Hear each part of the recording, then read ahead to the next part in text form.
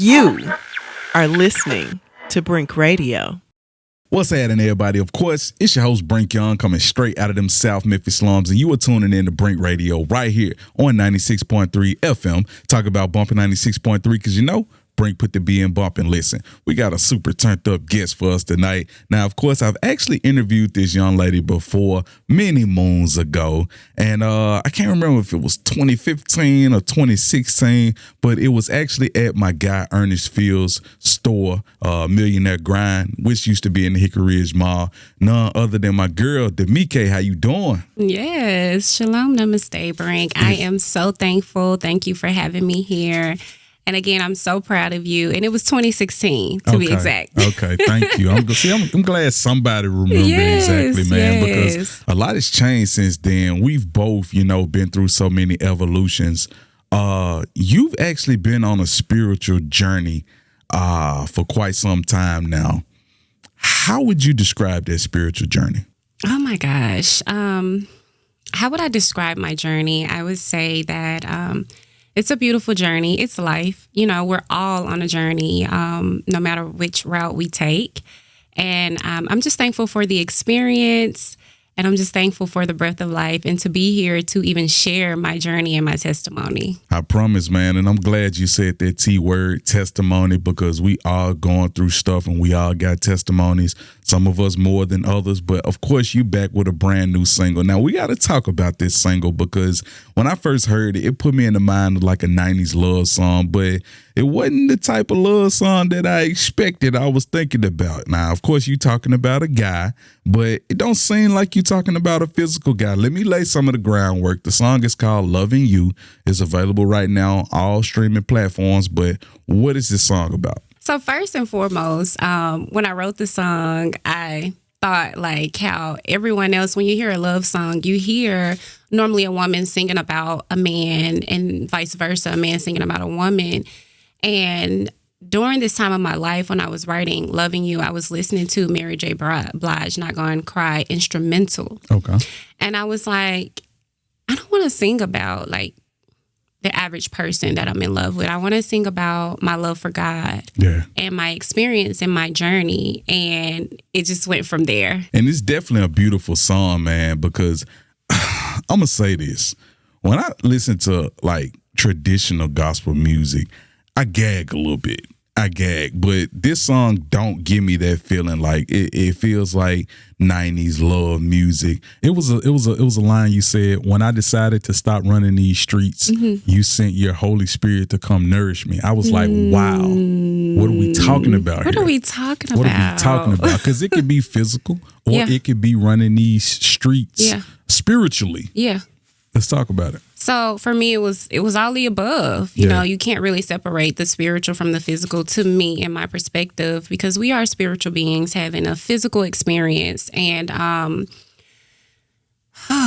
I want to say 2015, 2014, when I was living in LA, I moved to LA in 2013 from Memphis. I'm originally from Memphis.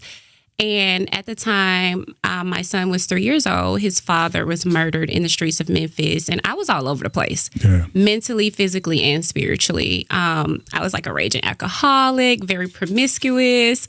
I dibble and dabble in so many different things. And when I moved to LA, I just made a promise to my higher self and to God. I said, you know what? I want to start a new slate. I don't want to do any of the things that I did when I lived in Memphis, running the streets and hanging with the different crowds and just really wasn't doing too much of anything. And it hit me. It was like I was in LA. I started to fellowship with so many different cultures and nations, from the Rastafarian community, the African community. I was going to African churches, just really trying to find myself. At this time, God had me in a place of just like learning about these different nations, exploring, learning about myself. I was reading books. I had stopped watching TV. It was a lot. And I found my higher self, and I also was able to get grounded within myself. And from that, it just went up from there. And that's where size 18 to 8, my business was birthed. Absolutely, man. And I was actually getting ready to segue into size 18 to 8 because, the proof of it is in the title. Obviously, you've worked out and lost over 150 pounds. Of course, we kind of captured that whole transformation in the previous interview, but it's things that I want to talk about. Like, currently we're in an era where men and women are getting liposuction, they're getting BBL surgeries, tummy tucks and stuff like that. But somebody like you, a woman like you continue to get the results the old fashioned way. And of course, like, I want to dive into like the many dangers and risks there are with these surgical procedures. So I just want to get your take on it. Yeah, so I'm no different from those women.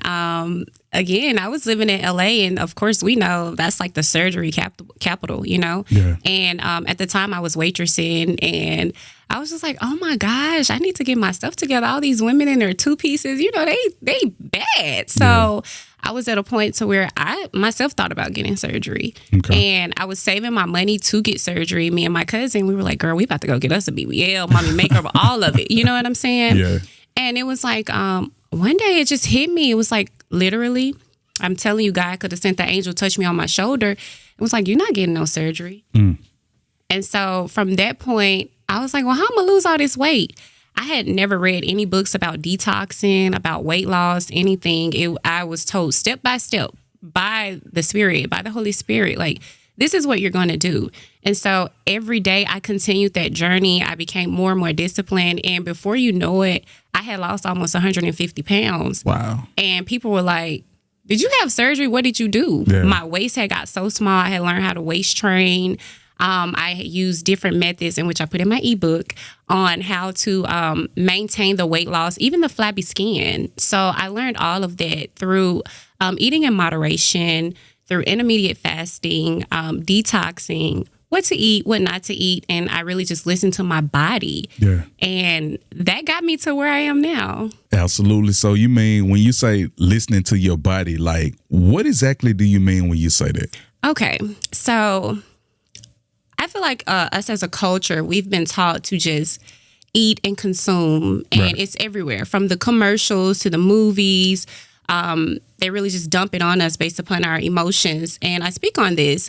You know how when you're watching a love movie and say someone breaks up, you know, a guy breaks up with a girl. Right. What is the first thing that she does after the breakup? She eating chocolates and all kind of stuff. Yeah, she's diving in a bowl of like ice cream, cake. She got a girlfriend over there drinking wine. So we've kind of been conditioned that, like, hey, when you feel this type of way, you should resort to these type of foods. Wow. But in the grand scheme of things, it's not really healthy for us to do that. And so the body will literally speak to you and tell you, like, oh my gosh, I'm so uncomfortable. Yeah. Hence, you'll get like heartburn. You'll get, what they call it, really bad gas, constipation. That's the body speaking to you saying, hey, something is going on. You may get a migraine. You eat some chips too salty. Yeah. You know, you feel a rush coming to your head from hypertension. The body speaks to us in so many different ways. We have been programmed to be disconnected.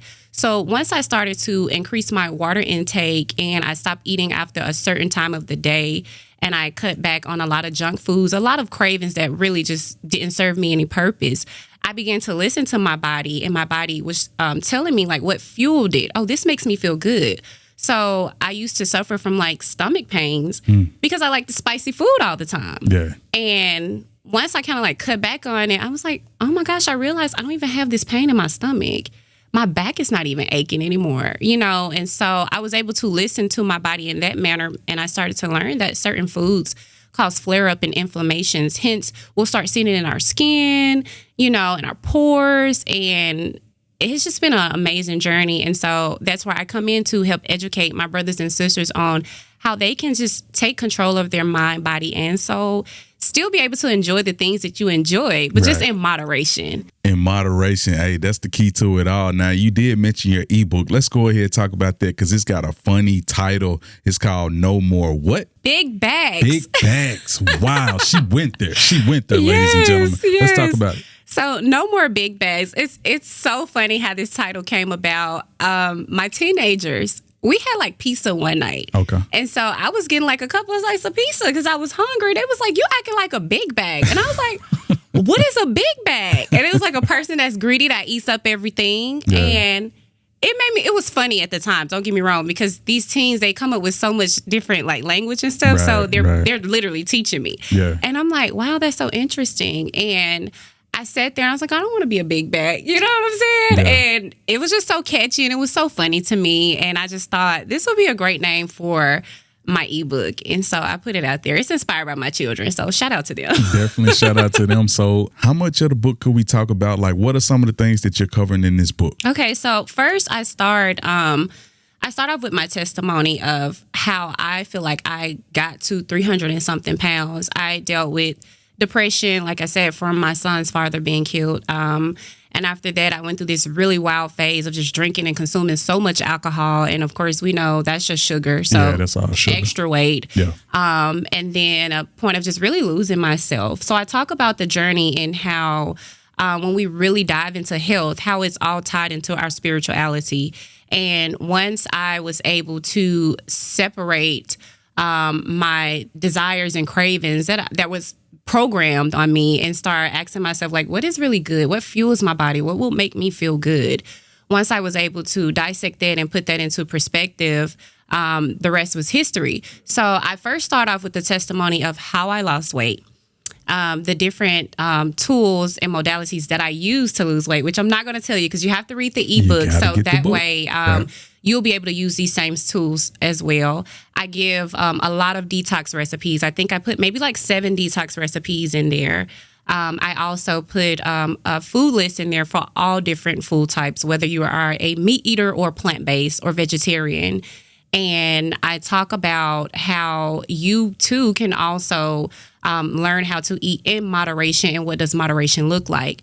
I also put a mindful eating guide in there, which asks a few questions. You know, why do I crave the cravings that I crave? I also talk about how certain foods are tied to our emotions and our emotional health. Hence the example that I gave about the movie and things of that nature, and how we can just take our power back and our control to reprogram our minds to just want more healthier things. And it's crazy that you mentioned that. And I've never thought about the psychology behind it. Like, since we were kids, they've been marketing this stuff to us to be overeaters. And when we're depressed, to go get, as they call, comfort food and stuff like that. But of course, since you did mention the detoxes, you've also been doing a lot of vending where you're selling the detoxes, selling food, healthy food options, as well as smoothies and all of that. What got you into this? What got me into that? So, of course, coming from Memphis, it's not like a healthy place. You know, we're known for barbecue, ribs, and wings, right? All that pork. Yeah, all that pork. You know, all the things that sink through your pores. You can smell it a mile away. Right. So when I moved to LA, that's like a health conscious place. When I moved to LA, like I said, it was such an eye-opening. It was literally God showing me a different way of living, a different environment. Showing me that, hey, you can change your mind frame. You can literally be renewed right here where you are. This is the opportunity. And I had started my journey. I would drink a gallon of water a day. Yeah. And I would put lemons in my water. And I would just drink the gallon of water. And my cravings for like chicken and stuff like that, it kind of just went away. But the more I became open to LA and its food, the more I realized that I don't even have to have this. I can eat a salad and some salmon and I'm good. Yeah. And so that's really what opened up my eye to just like the smoothies, being a vegetarian. I was a vegetarian for like 3.5 years. Okay. And then I went to vegan. And that's why I talk about moderation in the ebook, because I just didn't dive into healthy eating. What I did was I winged myself. Yeah. So I stopped eating pork and I stopped eating beef. That was the first thing that I cut out. Right. And then after that, it was chicken and fish. Yeah. So I took my time with it. And the rest was history from there. All right. So, of course, let's go ahead and talk more about the selling of the detoxes, because they're available on your website, right? So right now, what I have been doing is at the pop-ups, I do have like the detoxes. I'll have certain dishes that I'll make that I'll sell. So what I've noticed is that a lot of people, they'll get the detoxes and they would drink them and that's it. Right. So I put it in a form of an ebook to where you can make your own detoxes. Gotcha. You can start your own journey. If you're really serious about weight loss and just getting healthy and connecting with your mind, body, and soul, what I did was I put a lot of my recipes inside of the ebook. So that way if I'm not available on a Monday or Tuesday, you have that ebook to where you can make your detoxes on a Monday or Tuesday. And you're able to keep that consistency going. So that's more so of where I am with it now. I would love for people to just pick up that cross and say, look, I'm going to take this journey and start my own journey. Absolutely. And of course, let the people know the website. That way they could, Yes. So my website is www.size18to8.com. And that's SIZE18TO8.com. Now, another service that you offer, and this could also be booked via the website, you offer doula and postpartum services. Let's talk about that because there's many benefits to that. So all praises to the Most High. I have been so blessed to be able to help deliver 11 babies so far. Yeah. That's incredible. Yeah, it's amazing. And I didn't even know that was like something that was in my future, to be honest. I just knew that I love helping my sisters. And it started for me in LA again. My neighbor, she lived next door to me, her and her husband, and she was pregnant. And she used to always complain about back pain. So I would come and I would rub her sides. I would prop her feet up. I'm just a young girl, maybe like 24 at the time. Yeah. I would prop her feet up. I would walk with her. How are you feeling? I would make her different teas. Fast forward, I want to say maybe 4 years later, here I am at home. And I'm having my second child at home. My husband and I, we deliver all of our babies, 5 of our babies at home. And it went up from there. People start reaching out to me like, wow, you delivered your own children? I'm like, yeah. I was like, how did you do it? I was like, I was just listening to my body. Right. And so I've been able to help women understand how to become one with their mind, their body, and their soul, and connect with it so that way they can have harmonious birthing experience. And I don't know if you know this or not, but in the African American community, we have a really high rate of our babies and mothers dying inside of the hospitals. Yeah. So not only do I help women deliver at home if they choose me for a doula, but also I advocate for you in the hospital as well, because there's a lot of things that our sisters are just not educated on when it comes to natural birth and their rights within the hospital. Yeah. So that's where I come in at. Hey, that's incredible, man. I want you guys to definitely patronize her services for that because we need us. Yes. And I'm going to leave it at that. Yes. I don't have to go in depth. Yes. I'm going to leave it at that. Yes. Now, one thing I want to talk about you, like when I first met you, and I'm not saying that you're not now, but when I first met you, like you were so glamorous, so Rodeo Drive, so model-esque. And then I noticed you went through kind of a change to where you was a little bit more reserved, more, I guess the word I'm looking for is modest, covered up. Could we talk about that at all? Like, how do we talk about that? So when you first met me, I was a single woman. I was a single mother. My son, Jacob, at the time, I want to say maybe he was like 5 or 6. Okay. And then I got married, and I married a Hebrew Israelite. Okay. And again, I had been exposed to many different religions. I have friends that are Islamic, Rastafarian, so many different Kemetic, so many different religions and nationalities.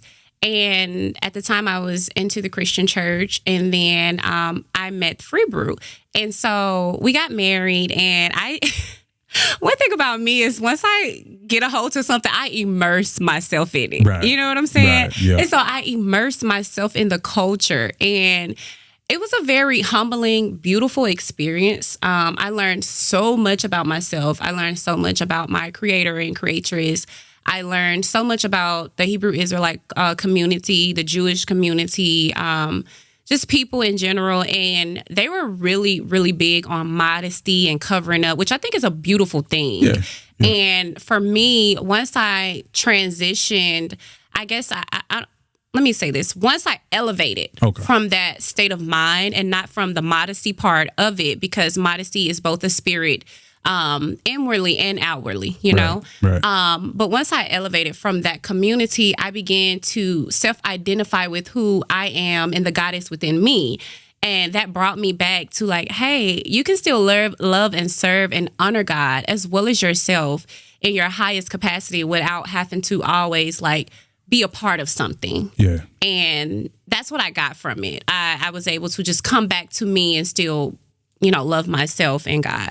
And that's kind of what I wanted to dive into a little bit. One notable person that embraced that belief system that we all know would be Brandon T. Jackson.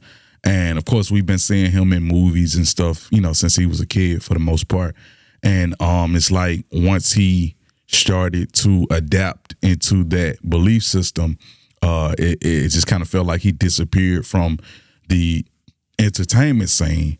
But it's almost like some people, when they get involved with their belief system, they feel like, they not supposed to, or they can't be in the entertainment industry. But like, the thing is, like, what if, God give you these talents and abilities to do that and be that and draw more people, to him, And then not only that, just being able to individuality. Yeah. Because the collective of them, what I realized, there were a lot of women who were dressed very modest, but their attitudes and their spirits were filthy. You know what I'm saying? There were men who were proclaiming the gospel, but their attitudes and their demeanor, they were angry and filthy. Yeah. And so I had to go through that. I had to go through so many of these different journeys, experiences in life, because I was so optimistic and wanted to learn, like, ooh, what they got going on. You know what I'm saying? Yeah. And once I was able to just bring it full circle and say, hey, I can still be me. I can still be celibate and still do my thing without me feeling like I'm going against my morale and my integrity. Right. And so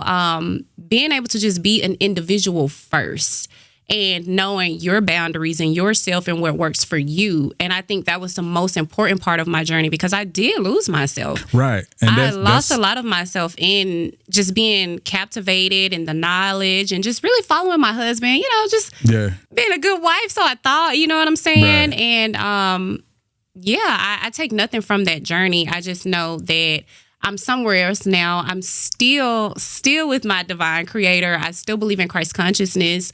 I'm just at a place to where, okay, I could be myself and flow and operate in my gifts, because like you said, your gifts are going to make room for you. Right. And that's all I'm trying to say, like, not to lose yourself when you find the true word. Like, the only part of you that you should lose when you find this thing is the bad you, the you that just ain't conducive with walking towards salvation. That you can lose that. But like, I'm looking at what you got on right here, right now. Like, what I'm talking about? Yeah. You shouldn't have to, you shouldn't have to, come on, man. Yeah. And one thing I'm going to say, and I hope I don't get targeted by this, is a lot of these different religious groups, man, you got to try to get that hate out your heart, understanding that, like, we all are capable of making it into God's kingdom if we do the things that we're supposed to do. And I like to think that God wants as many of us as possible to make it in there, of all races, all colors, like everybody. And I can read that to you in the book, but I ain't here to preach. I ain't come on here to preach. Because ye are gods made in the image of God. I mean, it's in there. It's in there. It's in there. You did mention your husband. You guys have gone separate ways. And how much of that, like, could we talk about? Because, I know both of you guys, personally, and I was truly happy when I saw your union. Like, that was something that was inspiring to me, like how they say, hashtag couple goals and stuff like that. Like, and to see, like, you guys no more union. How would you describe life after?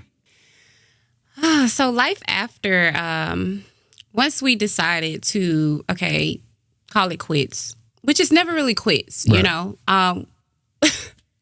We're family. Yeah. We see each other every day. We have 5 children together. Again, when we're in a space of growth and elevation, and when you love someone, you truly honor who they are genuinely, not who you want them to be. And so I had to get into a space of, like, this is who he is. He's a Hebrew Israelite. He stands on that. That's a beautiful thing for him, And my whole thing was the poly. He really was into poly. And at first, I thought when I was learning about poly that I was just being introduced to the understanding. But as time went by, because I was 25 when we met. So as time went by, I realized that I was being conformed to the understanding, basically groomed to be open up to it.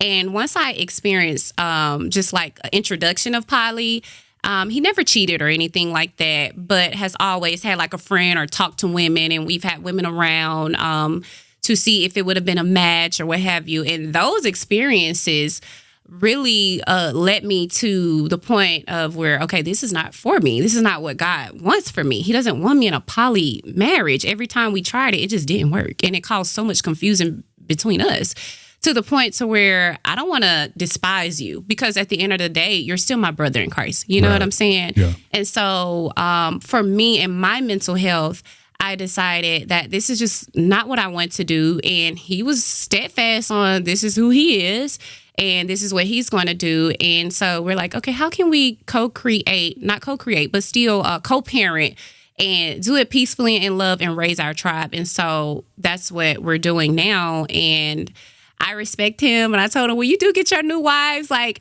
I'm at a point to where the rose glasses are off my face. Yeah. Because I'm like, oh, maybe it just, we have all these kids. He ain't gonna want nobody else and this and that. But in the grand scheme of things, he's like, girl, this is who I am. And he's been saying it from the beginning. Yeah. But I don't know why I wasn't paying attention. And so it got to the point to where I was like, oh, you serious? Because he, how we end up divorcing, he was saying, I think I'm in a season to where I want to find me another companion. And I told him, I said, God told me that's not what he wants for me. He doesn't want me in a polygamous relationship. And he says, well, it's not going against God, because of course, the Hebrew Israelite believe in that. Like, King Solomon had many wives and blah, blah, blah, and this and that. And he goes, well, this is who I am. This is what I'm going to do. And I said, well, it doesn't work for me. And once there was like no change, and I knew that there wasn't going to be any change, I had to separate myself for my mental health, because it was driving me crazy. And I'm at a really harmonious place with it now. Like, even when he talks to like other women, like, I'm used to him talking to other women because he was a counselor also. So now when he talks to them, I'm like, I don't even get upset, because I'm like, this is genuinely who he's been. So I'm thankful for the journey, and I know now what I listen and pay attention the first time. Yeah. And the thing about King Solomon, though, like, a lot of those many strange wives, like, they had other gods that they were worshiping, and they had them like building temples and mounts and all kind of stuff so that they can worship them other gods. And it's just stuff like that. I mean, I understand, what the book say. I understand what the brothers say and all of that. But I mean, that's really a to each his own type thing for me. I know I'm straight with one. One woman, that's enough for me. Shoot, we talking about how many headaches? One headache is enough for me. I'm straight on that. Now I'm just like, I genuinely desire a monogamous relationship, and I don't want to stop you from being who you are, because it was causing so much tension. Like, if the relationship with him and a sister didn't work out, it was my fault, and I'm just like, listen here, brother, just be happy, because sometimes what I've learned in this journey is that the experience is enough. Yeah. You don't have to carry it all the way through, especially when it doesn't fit anymore. So at this point, would you say you're open to a relationship or looking for a relationship, or what? I'm definitely not looking, because it says he who finds. There you go. So I'm going to sit on my throne, and when my kingdom spouse do find me, then most I say is the same. I'm available, and my discernment will be sharper. There you go. Yeah. And that's what life is about, man. It's about growing. It's about elevating your knowledge and understanding, overall becoming a better person. Like I say, I saw the union and I was like, this is beautiful. Mm-hmm. This is incredible. And like I said, I know the brother. I have no ill will towards the brother. I wish things could have worked out a little bit better. But hey, I understand that thing, and to each his own is the best way I can put it. But let's talk about one thing that you and me got in common. We talking about being that black sheep.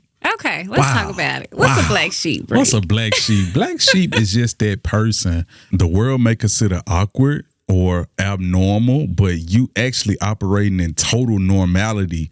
You actually operating in what should be normal, but the world is so out of whack and out of pocket that it seems like you're the one that's an oddball. How did you become that? You know what? To be honest, I've been that since birth. Wow. even as a little girl, I realized that my grandmother raised my brother and I. And I'm more melanated and he's light skinned. Yeah. And so from the beginning, it was always a separation. You know, like, girl, you do this, you need to act more like him or do this and that. And I didn't understand it at that time. He was more studious than I was, more educated than I was. I was just a busybody. You know, I was always in the clouds, wanting to sing and play and stuff like that. And it was a favoritism spirit that was just out. And once I got older, I told my grandma, I said, you know, I don't like the way I was treated when I was younger. And she told me, she said, I apologize. And shout out to my grandmother because it took for her, I think I was like 25 at the time. And she said, I want to apologize for just making a separation between you and him. And I know a lot of people from the South have dealt with it. So colorism has been a thing, especially down South, that I experienced. Now it's like melanin popping. You know, man, melanin is the thing. Lord have mercy. But growing up, boys were mean to me. You know what I'm saying? I was too thick. I've always been thick. You know, too tall, too dark. Your eyes, you like a cat. You got colorful eyes. It was just so weird, you know? And I went through such awkward stages in life to where I was like, you know what, fuck them people. You know what I'm saying? Like, I am who I am. I know the power that I hold. And once I started to get serious about my connection with God, it really, you know, my friends started to fall away. I had stopped drinking and stopped getting drunk and partying and dibbling and dabbling in activities that I used to dibble and dabble in. And I realized that whatever the majority is doing, it's probably not what you want to be doing. Right. And so that alone will make you the black sheep. Yeah. And then once I got married and was having my children at home, my mom was like, girl, you crazy as hell. Yeah. You had them kids. You need to go to the hospital. I was like, Yeah. This is ancient wisdom. This is inside of me. Right. You know, I had watched so many videos and had studied, and I was just like, I'm just going to listen to my body. Yeah. And so the first time I did it, I delivered a baby at home. It was like so fast. The next time it was boom, boom. I said, wait a minute. We don't need nobody to teach us what to naturally do, who to naturally be. Yeah. And so, again, the experiences have made me a black sheep and has made me more bolder and made me want to stand up for not only for myself, but for other men and women who may be afraid to just experience their natural existence and their power. And a lot of people don't have that voice. So it's like they look to people like you know, who can kind of be that ambassador and be that voice for them. Because, you know, the thing about being a black sheep is like, sometimes it feels like you're the only person who is just like you. But remember, there are people just like you all over this world. It just don't seem like it is because they're not in the same region as you. So it's important for people like yourself and people like me to continue to be that voice and continue to be that ambassador and be the person that people can look to. But another thing I want to talk about real quick, since you just mentioned delivering 5 children, man, it looked like you ain't had none. Okay, pop that tea. I'm sorry. I ain't looked at you in years because you was married, but now I'm looking. But anyway. Oh, praise. I appreciate your honesty. Let's talk about going through that whole process, because it's not like the traditional procedure where you're in a hospital and you got all these nurses and doctors and all of that. Like, it's like you at a house or wherever you at, and it's just you. And you have to lock in and have the tenacity to deliver these children and bring them into this world. Like, because I'm pretty sure it's like a pool or something like that. So I actually had one water birth with my 4th baby. Okay. The most beautiful experience I have ever had. You talking about feeling hardly no pain? Yeah. I always recommend when someone books me as a doula, I ask them, what type of birth you want to have? Yeah. You want to have a water birth? Because that's going to be your best experience. To me, that was it was just so, oh my gosh, it was so beautiful. And I always recommend water births to the ladies who like to have home births, or even at the hospitals. Yeah. I tell them if they have a birthing pool, do that. But that experience for me, the first experience, I hadn't had a child in 7 years, but I knew that I didn't want to go to the hospital because when I had my firstborn, Jacob, first of all, I went to the hospital. I was already like 8 centimeters. And I get to St. Francis right over there off Park, and they tell me, don't push. Girl, you about to have that baby, don't push. I had a private doctor, so they had to wait till my doctor made it to the hospital. they didn't inform me that the reason why they told me not to push and they couldn't go ahead and let me finish my dilation is because they were waiting on my doctor. So what they did was they gave me some Partum, which slowed my labor down. And then they offered me an epidural. You're not supposed to give a woman an epidural after 5 centimeters. I was already 8 centimeters. That experience alone, it numbed my body. I did not feel anything. When they got my baby, they took him immediately and said his temperature wasn't right. They had to take him back because he was cold. It was a very cold experience for me. When the baby came back, I felt so disconnected. None of the nurses taught me about breastfeeding. When I got home from the hospital, my doctor had diagnosed me with what they call the baby blues. I could not stop crying. I was afraid to hold my baby. And most nurses are supposed to show you how to do that, you know, the touch and put the baby on you so you can get that feeling and get connection with your baby. It was just such a cold, isolated feeling. I was so disconnected from my firstborn to when I got married and decided to have another baby. I'm like, I want to love this baby. I don't want to be afraid to hold my baby. I don't want to be depressed and postpartum and crying and all of that. And I didn't do it. That's exactly what I did. And my husband at the time, he was like, you sure you want to have this baby at home? So I was in a squat position and he was just getting home from work. I said, I think this baby about to come. And he said, what? I'm going to call the ambulance. I said, no, don't call the ambulance. He said, are you serious? We're going to have this baby. I said, yes. I'm telling you, it's like Mikael, the archangel, must have came down and stabbed me in my back. I felt that contraction. It was like 1, 2, like contractions hit me so hard. Next thing I know, the baby just flew out. And I was like, wow, that was fast. And it was that fast as opposed to when I went to the hospital at 6-something in the morning. I didn't have my baby till like 4:16 that evening. You see what I'm saying? So do they charge by the hour? Listen, and you know, at the hospitals, depending on what type of insurance you have, definitely depends on the service that you receive. So I may not have had no good insurance. Well, they probably said, well, shit, we just gonna send her on by her way. And it was a horrible experience for a first-time mom. Correct. And so that's what really pushed me to the point where if I could do it the first time and God is with me on this, he's going to be with me throughout the others. And that's exactly what happened. Now, this last baby, this baby was 8 pounds. And his head almost got stuck. And I was at home and I just thought I was about to die. I said, Lord, I just know you're not going to do me like this. But he was just such a big boy. And once I delivered him, I said, this it. This it for me. And I realized that the postpartum help is so important.